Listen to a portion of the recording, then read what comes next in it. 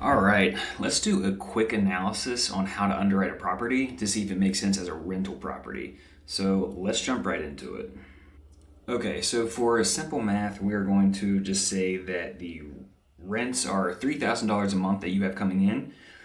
The mortgage on the property, the debt service, is 1,200. The taxes are 150. The insurance is 100. The repairs are 300. The vacancy is 400, and the utilities are 200.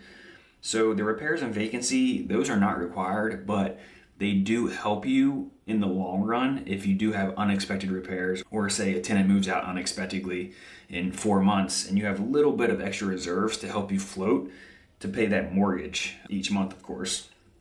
So after all of that, you subtract all these negatives from the rents, you get $650 a month in cash flow.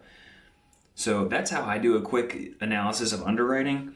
Some things to be mindful of is utilities. Those are utilities that you are responsible for. You can push some of those onto the tenant if they are separately metered. But there's always like lights that are outside of a property, or maybe there's a shared space inside the property that you might be responsible for that you can't push onto the tenants. It just depends. And the taxes, insurance, of course, all this stuff varies on where the location is of the property. And mortgage, of course, depends on how much the property is, what the interest rate is, how long you have the loan for. Just some things to be mindful of. Like I said, this is just a quick analysis to show you how I underwrite a property.